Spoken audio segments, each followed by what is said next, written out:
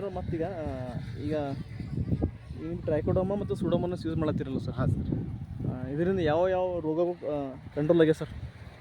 ಇದೇನೋ ಹೇಳ್ತೀರಿ sir? Sir ಇದು ಎಲೆ ಸುಡೋ ರೋಗ ಕಂಟ್ರೋಲ್ ಆಗ್ಲತ್ತ ಸರ್. ಇದು ರಸ್ಟ್ ಸರ್, ರಸ್ಟ್ ಬರೋದು ಮತ್ತು ಇವು ಸಣ್ಣ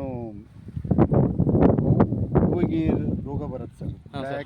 ಬ್ಲ್ಯಾಕ್ ಕಲರ್ ಸ್ಪಾಟ್ ಆಗೋದು ಹಾಂ, ಇಂಥವು ಕಂಟ್ರೋಲ್ ಆಗಿದೆ. ಸೊ ಈ ಟ್ರೈಕೋಡರ್ಮಾ ಸೂಡೋಮೋನಾಸ್ ಯೂಸ್ ಮಾಡೋದು ಇವೆಲ್ಲ ಕಂಟ್ರೋಲ್ ಆಗ್ಯಾವ ಸರ್. ಸೊ ಬೇರೆ ರೈತರಿಗೆ ಏನು ಹೇಳಕ್ಕೆ ಇಷ್ಟಪಡ್ತೀರಿ ಸರ್? ಸಾಕಷ್ಟು ಜನ ಯೂಸ್ ಮಾಡತ್ತಾರ ಸರ್. ಕೆಮಿಕಲ್ ಯೂಸ್ ಮಾಡೋಕ್ಕಿಂತ ಇದು ಯೂಸ್ ಮಾಡೋದು ಸರಿಯಾಗಿ ಸರ್. ಹಾಂ, ಇದಕ್ಕೆ ಯಾರಿಗೂ ಹಾನಿಕಾರಕ ಇಲ್ಲ. ಈಗ ನಾವು ಸ್ಪ್ರೇ ಮಾಡಿದೆವು, ಏನನ್ನ ಕೆಳಗೆ ನೊಂದು ಮೇವು ಬಿದ್ದರೂ ದನಗಳಿಗೆ ಮೇವು ಹಾಕ್ಬೋದು, ಅದರಿಂದ ಏನು ಯಾವುದೋ ಹಾನಿಕಾರ ಇಲ್ಲ ಅಂತೇಳಿ. ಹಾಂ, ಮತ್ತು ಚೀಪ್ನೂ ವರ್ಕೌಟ್ ಆಗ್ತದೆ ಸರ್. ಹಾಂ ಸರ್. ಈ ಎನ್ವೈರ್ಮೆಂಟ್ ಹೆಲ್ಪ್ ಇದು ಆಗ್ತದೆ ಸರ್. ಸರ್ ಈಗ ನಮ್ಮದು ಜೈವಿಕ ಕೇಂದ್ರಗೆ 3-4 ಸರಿ ಬಂದಿರಿ ಸರ್? ಹಾಂ ಸರ್. ಬಂದಿರಲ್ಲ ಸರ್?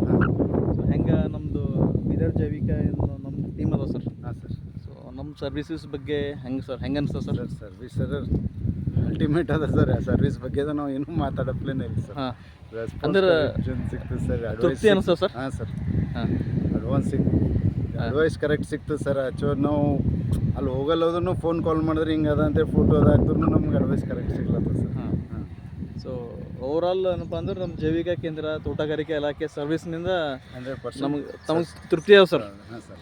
ಏನೋ ಸಾಕಷ್ಟು ಜನ ಹೇಳ್ತಾರೆ ಡಿಪಾರ್ಟ್ಮೆಂಟ್ದವ್ರು ಕೆಲಸ ಮಾಡಲ್ಲ, ಏನು ಮಾಡಲ್ಲ ಅಂತ ಹೇಳ್ತಾರೆ ಸರ್. ನಾವು ಹೋಗಿ ನಿಮಗೆ ಕಾಂಟ್ಯಾಕ್ಟ್ ಮಾಡಿದ್ರೆ ನಮಗೆ ರಿಸಲ್ಟ್ ಸಿಗ್ತದೆ ಸರ್. ನಾವು ಮುಂತಲೇ ನಮಗೆಲ್ಲ ಬರ್ಬೇಕಂದ್ರೆ ಹೆಂಗಾಗ್ತದೆ ಸರ್?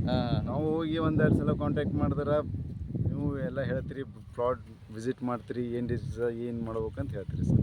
ನಾವು ಕುಂತಲ್ಲೇ ಬರಲ್ಲ, ನೋಡಲ್ಲ ಅಂದ್ರೆ ಯಾರು ಬರ್ತಾರೆ ಸರ್? ಬರಬೇಕಾಯ್ತದೆ. ನಾವು ಹೋಗಿ ನಿಮ್ಮ ಅಪ್ರೋಚ್ ಆದರೆ ನೀವು ನಮ್ಮಲ್ಲಿ ಬರ್ತೀರಿ. ಹಾಂ ಸರ್. ಅಚ್ಚಾ ಸರ್, ಥ್ಯಾಂಕ್ ಯು ಸರ್. ಮತ್ತು ಈ ಅಕ್ಕಪಕ್ಕದ ಈ ಬೇರೆ ರೈತರು ಹೇಳಿ ಸರ್ ನಮ್ಮ ಜೈವಿಕ ಕೇಂದ್ರ ಬಗ್ಗೆ ಸರ್. Thank you.